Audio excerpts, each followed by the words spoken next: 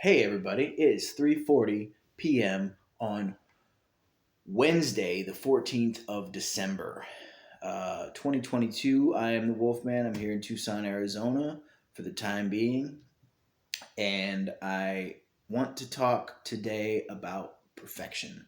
But before I talk about perfection, because I want to talk about the perspectives that I have on perfection, whether I am very high or whether I am very low. And so I want to talk about getting high first, and I want to make clear what it is that I mean for the purposes of this video when I talk about being high or getting high. Obviously, from the time that I was young, the term getting high has had a drug connotation to it.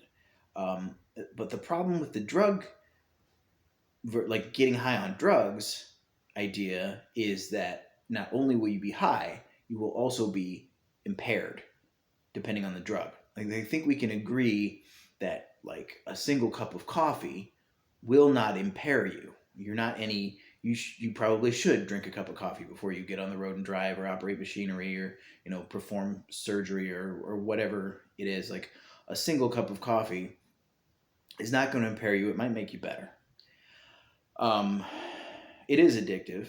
I do think caffeine is absolutely addictive, and I have lived on it and off of it, and I've spent months and months with no caffeine in my system. I have gone to a system where I did caffeine once a week, but otherwise I didn't touch it as a nice little treat, and it was cool. It was actually that's one of the best ways to do it because you can guarantee it was Saturdays. So it was like because I would work on Saturdays, so it would be the last day I work. So I could afford to feel a little bit slow on Sunday because Sunday would be my first day off, and so I could guarantee that I was going to have a good mood. I was going to have inspiration. I was going to have like cool creative ideas on Saturday. That's a pretty good way to do caffeine is once a week for if you have a body type like mine. However you do caffeine, I'm not here to tell you how to do what drugs. I'm just trying to point out that not all drugs impair you, but some do and some don't. And generally, like the old cliche you see it on TV all times, or maybe you've actually dealt with it in your own life. But somebody would be like, "You high right now? You're high right now, aren't you?" And they don't mean like, "Are you in a good mood? Are you happy?" Or maybe they do, and if they do, then probably get away from that person. There are people that get upset about your happiness, and everybody does get upset about happiness to some degree. This is a very good way actually to catch yourself. If you hear somebody laughing and it pisses you off, you might want to check your vibe because you're probably like somewhere down in the low range, and you might want to take yourself away from social interactions until you can get yourself back into a better mood, or you might want to go find some help. I'm not saying like isolate yourself either. I shouldn't be giving advice. I'm a trickster and a fool. um so disregard anything that sounded advice like in there, and let's just free our minds and have some thoughts and disconnect ourselves conceptually from our day-to-day lives and just play in the realm of concept for a while, and not take any of this too seriously. Heck was I talking about? Getting high, right? So you're naturally going to get high and get low, okay? And that's like I would be willing to bet that that term existed before people knew about drugs. They were like, oh, I'm feeling pretty high today, or I'm feeling pretty low today. And then somebody was like, hey, guess what? I've discovered this chemical that makes you feel high every time you take it. And they're like, really? I can be in a good mood if I take this chemical? And they're like, yeah. And so then they're like, oh, let's do some cocaine and get high.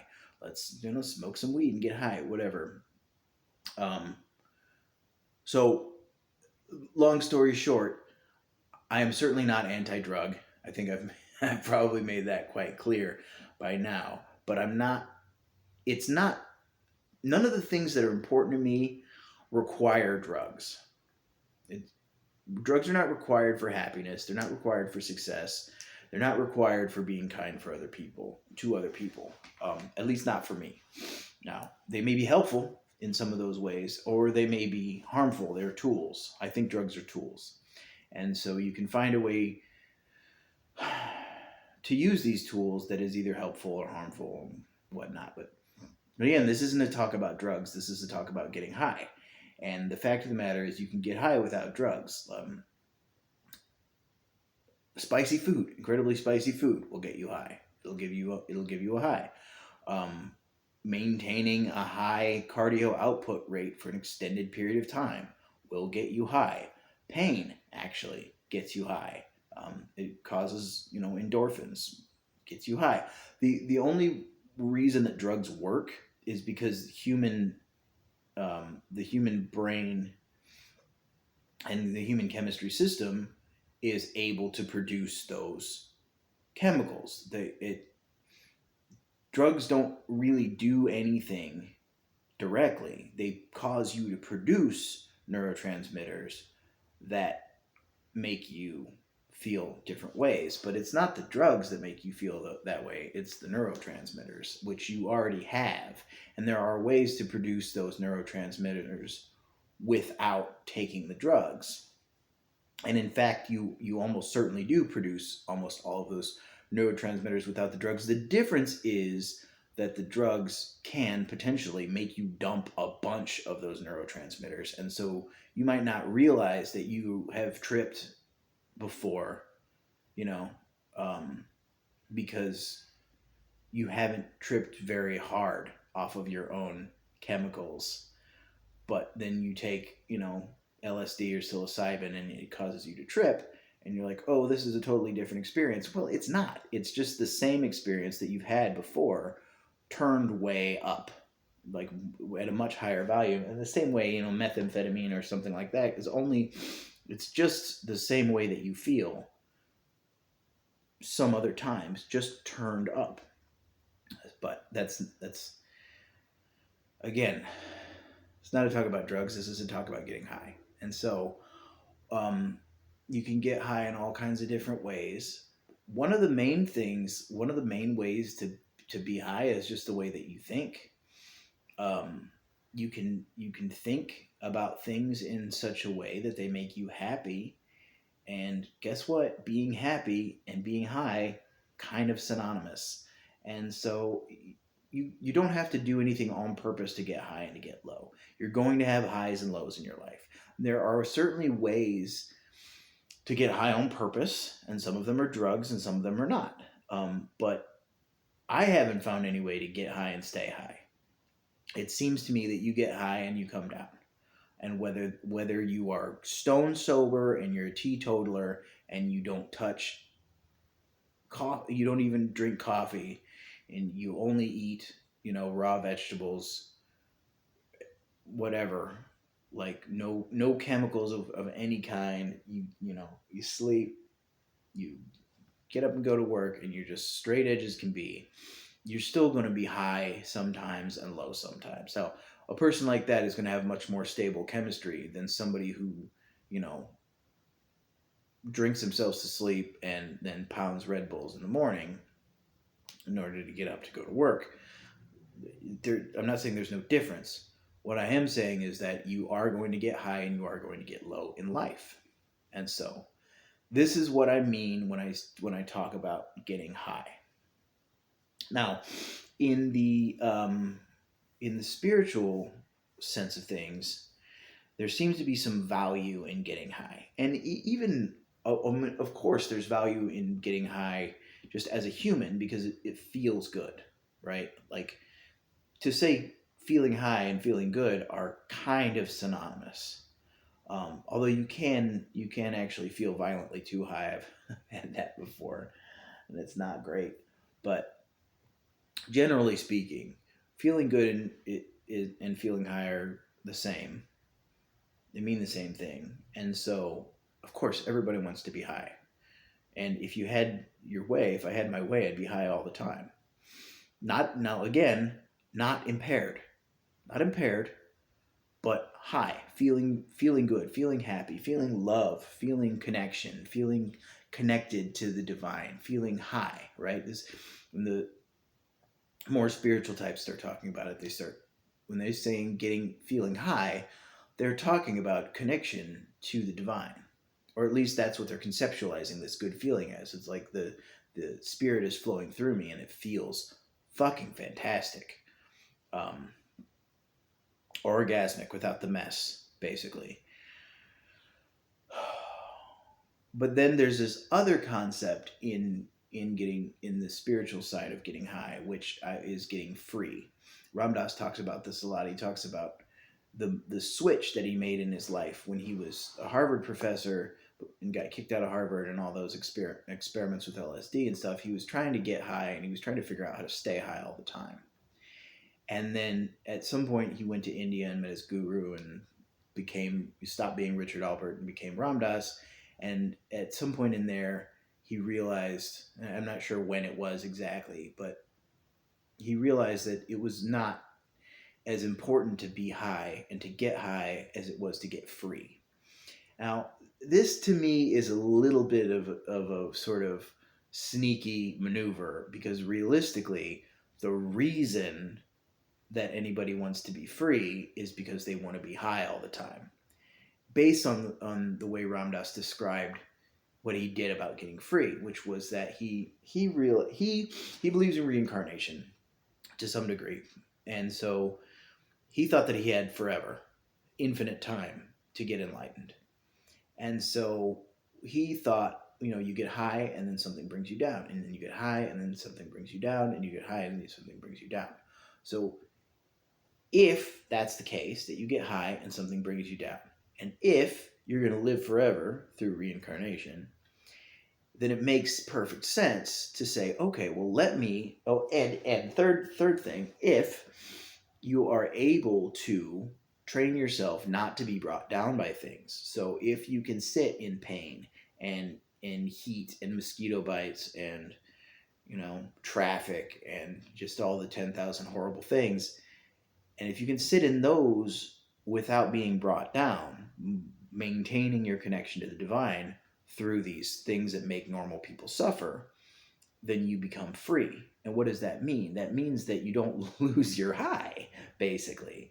So it was more or less a delay of gratification, where he just said, well, I'm going to worry about getting free, and I'm going to plunge into the hottest fire that I can stand, so that the things that stop me from being high, which Ram Dass and I seem to be on the same page when it comes to happiness being the natural state. So being high being the natural state, but there are all of these things that get in the way and bring me out of this natural state of ecstasy and connection with the divine and happiness and feeling high. And so what Ram Dass's method was, as far as I could tell, and as far as I understand from him talking, which he talked a lot, probably more than I do, if you could believe it. And there's a lot of him on YouTube, so don't take my word for it. If you're interested in this Richard Alpert / Ram Dass character, go discover him for yourself, because he's pretty awesome, and he makes me feel good when I listen to him. So mirror neurons and stuff. It's nice to listen to Ram Dass because he's got a very calming influence on me, at least. But anyways, what his method seemed to be was to find the thing that brought him down and to sit with it until it didn't bring him down anymore. And that makes a lot of sense if you believe you're going to live forever and you've got as many lifetimes as it takes to get enlightened. Then that's pretty much the logical thing to do. Yeah, so he decided it was more important to be free than it was to be high. But I think that's because when you're free, you're just high all the time and nothing brings you down. So I guess being free versus being high is sort of prioritizing your long-term mental stability, your long-term happiness versus your short-term happiness. So like, is this going to make me happy right now, or is this going to make me a happier person? Would be another way of conceptualizing it. So I sat for a few minutes and thought about what I was going to talk about before I turned the camera on this time.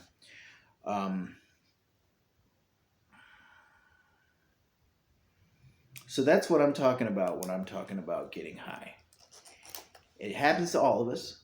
You don't have to do drugs. You don't have to go for a run. You don't have to eat a ghost pepper.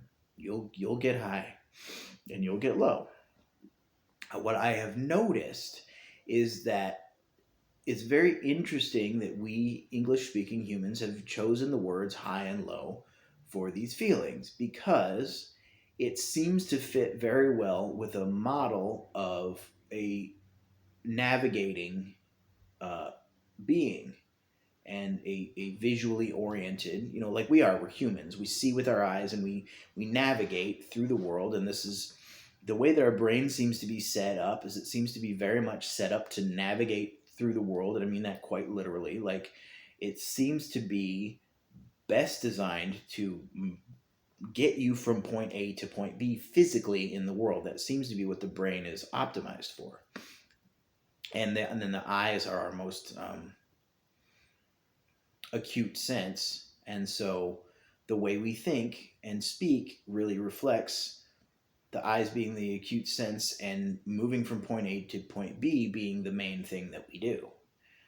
And for what it's worth, like that's that seems to be the way that it works. And so when it's high and low, I think about mountaintops and valleys. And when you're down in the valley, you can't see very much. You see the sides of the valley and the mountains around it. You can't see very far. The sunset seems to happen earlier. When you're up on the mountaintop, the sunset happens later. You can see for miles and miles and miles. And so when I'm high and when I'm low, things literally look different. Literally, no, I'm sorry, they don't literally look different. They might literally look different, but they definitely metaphorically look different. And so when I'm very high, I'm quite certain that everybody loves me and I can trust them all. And again, I'm not talking about drugs. I'm just talking about when I'm in a really good mood. And I'm going to try to stop saying that. If you don't get the fact that high just means in a good mood by this point in the video, then you're too stupid. And there's no point in me trying to explain it to you. But I trust my audience. I think the fact that you listen to my videos shows that you have good taste. You must be a very intelligent person. I don't think any of you are dumb. I think you're probably all smart, and you probably all get this. And you're probably like, shut up, Wolfman. We understand you're not talking about drugs. Okay. So when I'm very high, things look different to me. I'm quite certain that, all my friends love me and I can trust them and things are going to work out and I have good ideas and like the I guess it is a little bit literal. Like, there's a bit more of a brightness to things. Have you ever noticed that when the sunlight hits something, even a mundane thing can look beautiful in the right light? Because all it is that sunlight itself is beautiful. And so when it shines on something, the something just like joins with the sunlight to show you another way that sunlight can be, and it's beautiful. And so in the same way, when I'm high, things do literally look a little bit more beautiful. Music is more enjoyable, But it changes the way that I think about the world. When I'm in a really good mood, I think about the world in one way. And when I'm in a really bad mood, I try to maintain what I think about the world when I'm in a good mood. But the truth is, if I was in a really bad mood and I could be convinced that everything that I had observed up to that point was invalid, and not that it was against the truth, like, oh, if you saw it was blue, then it definitely wasn't blue. No, you just can't trust anything. If I could be convinced that I couldn't trust anything that I had witnessed when I was in a good mood, and I was in a bad mood, and I looked around the world would look like a shithole. It would look like an awful place, and it would be very concerning, the way the laws were written and the way that, I don't want to get too much into the negative stuff that I would see if I was in a bad mood, but you know the stuff. I'm in such a good mood that I'm having a hard time thinking of any of the bad things about the world to bring up for examples. What's the word? Economic disparity, right? Rich people and poor people. Babies getting cancer, whatever, that kind of stuff. But when I'm very high, I see it all as perfect. And I mean, I've only gotten that high a couple times in my life. But I have gotten high enough to see it all as perfect. And I'm beginning to wonder if I wasn't right. those times. So right, so like I think about the mountains and the valleys. So you climb up the mountain, and if you take this metaphor, climb up the mountain, you get really high, and so then you feel really good. You do whatever it is that you do. You pray, you meditate, you exercise, you eat good food, you get plenty of sleep. Things are going well in your life. Maybe some drugs, whatever it is, to get yourself into just the best, most connected to God state that you can get in. And you're just like, you're sitting at the right hand of God and you're looking out over the world. This is how it feels. And it's very similar to the way that it would literally be when you're at the top of the mountain. You can see everything clearly. And you look out and you go, oh my God, it's all perfect. Like all of these, you start looking at the things that you thought were horrible things before. And you're like, nope, that horrible thing created this growth. And if that wouldn't have happened, this would have happened. And like blah, blah, blah, this, that, and the other thing. It's all lined up.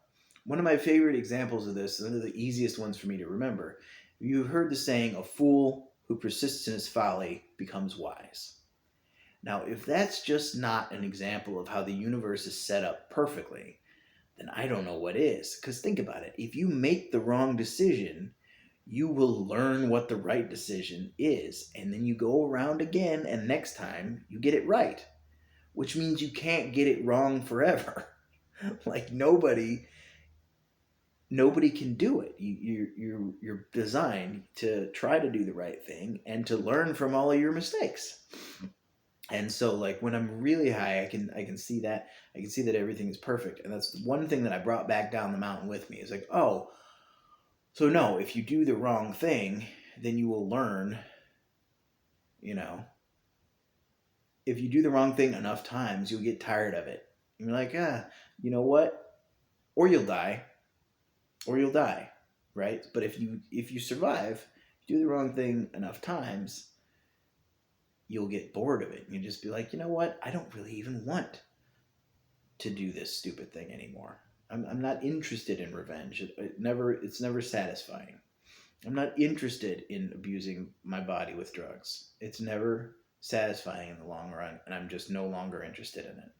And this can come, if you don't die in the process, this can come from just making the wrong decision over and over and over again. And so, if you believe like me, if you've been that high and you've seen it, then you'll start to realize that everything is, in fact, perfect. And then, but again, I've only been there a couple of times, and I'm close to there right now, but I'm not there. And so I feel a little bit of doubt. Like if somebody were to come after me and start trying to make me defend my position on whether or not everything is perfect, I'd be like, nope, you know what? You're right. The world sucks. Like I wouldn't be able to defend it.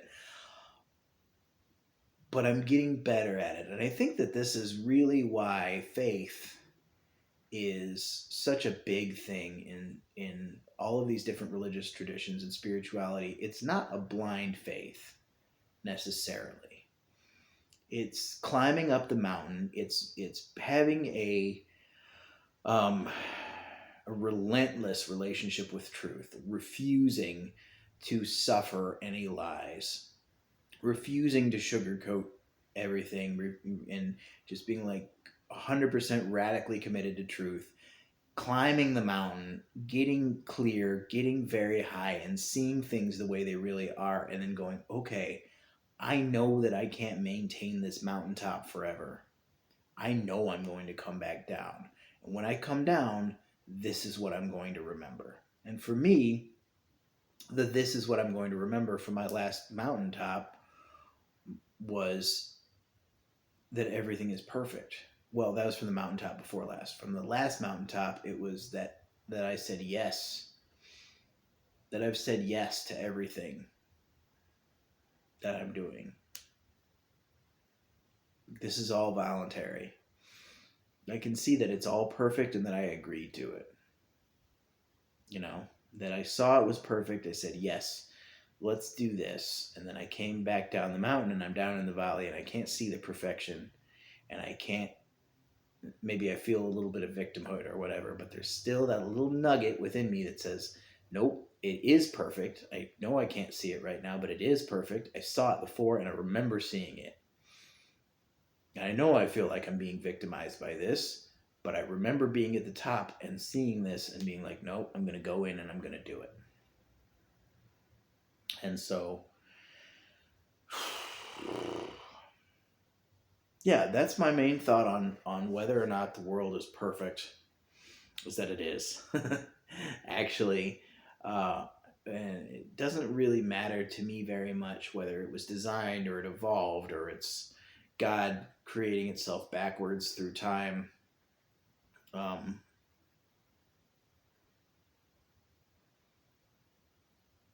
None of that is really as important to me as what is. And as far as I'm concerned, what is, like, okay, so let me say that in a little bit better way. How it got here is not nearly as important to me as what is, because how it got here is just a story about the past. And where it's going is not as important to me as what is, because where it's going is just a story about the future. But what is, in my opinion, what I've seen from the mountaintop is perfect. And you want to point at things that are not perfect, we can play that game all day. And maybe I'll be able to tell you why it's actually the way it's supposed to be. Probably I won't. Because if you haven't seen it for yourself, don't fucking take my word for it. Climb the mountain. Um, if you're going to take my word for anything, take it to mean that it is worth climbing the mountain so that you can see what I've seen. Even if it's just to prove me wrong, climb the mountain. So that's what I think. I think that everything is perfect. Exactly the way it is. Oh, here's another thing about perfection. Right, this is very good. I was thinking of this earlier and I almost forgot to say it. It's very easy to think that everything is not perfect because of a certain illusion. And the illusion is that everything is static. And you could look at, a chair or a wall and you can think that these things are solid and they're not changing. But that's just because you're moving very quickly through time. And if you were to put a time lapse on this wall and this chair, you would see that they're both, decaying, rotting, melting, burning up, whichever way you want to look at it. The world is on fire. Nothing is steady state. Everything is dynamic, everything is moving, everything is changing all the time. And so part of what is that I'm saying is perfect, part of it is that it is changing. And so a lot of people don't want to admit that what is perfect because they're under the illusion that what is static. It's not static, it's dynamic. And if it was static and it was perfect, then you'd have to say, well, this is good enough and it's never going to change and I don't I don't like it. Uh, and so it needs to get, quote, better. Well, the reason one of the things that will help you be able, if you want to be able to see it as perfect, one of the things that will help you to be able to see it as perfect is to realize that it is in fact changing. So your desire for it to be, quote, better is not wrong. Which it would be a problem if it was wrong, because if it was wrong, well, your desire exists, and your desire is one of the forces of change. And so if your desire is wrong, then that's a part of what exists that isn't perfect. So everything is exactly the way that it's supposed to be, including the fact that it's changing, including the fact that you want it to change, including the fact that your desire for it to change is one of the reasons that it will change. Now, if you had a desire for it to stay the same, I have bad news for you. That will not be enough to make it stay the same, because everything changes whether you like it or not. But you are, in fact, part of the force for change. And you can be part of the stabilizing force as well, but you're never going to make anything permanent. As far as I can tell, there is no permanent thing in the world except for the formless, nameless, the invisible man. It's the only thing that exists permanently, the fundamental substance of reality, whatever that is. But yeah, so if you're like, no, this is not perfect. Okay, don't take my word for it. Go see for yourself. But it may be that you don't think that it's perfect because you want it to change.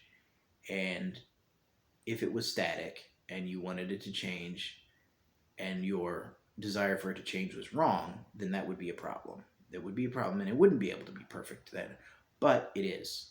Everything is perfect, including the feeling that it isn't. The feeling that it isn't perfect is part of what makes this perfect Rube Goldberg machine of a universe continue to spin is dissatisfied people, nerds at the end of the edge of the universe holding tension on things so that it will continue to spin.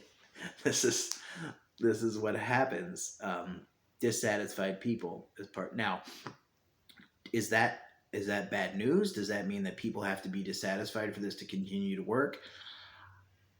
I'm an optimist. I think that we can eventually get to some state where everybody is satisfied. Crazy to think of. I don't know when it will happen. I don't I want to believe, and I want to say that I believe that it could happen any minute. And I do. There's a little piece of me that goes, yeah, it could. If everybody would just stop being a fuckhead, it could happen right now. It could happen right now if everybody would just decide to be happy. Then it could all be okay.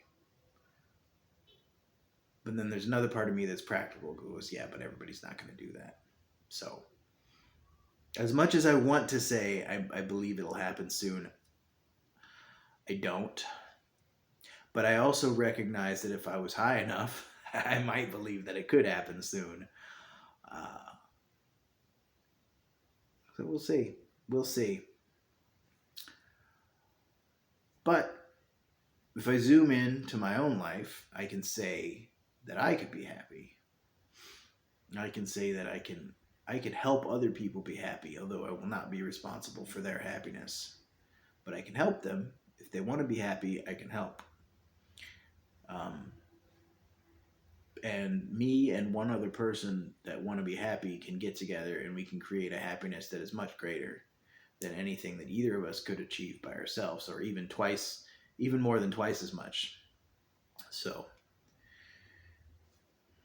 I didn't really stick the landing on this video, but I feel like I got all my points out there, and I feel like I feel really good, actually. I feel fantastic, which I guess is about as good of a sign as you can get that things are going well. So, that having been said, may you be happy, may you be clear. And what do I know? I'm a trickster and a fool.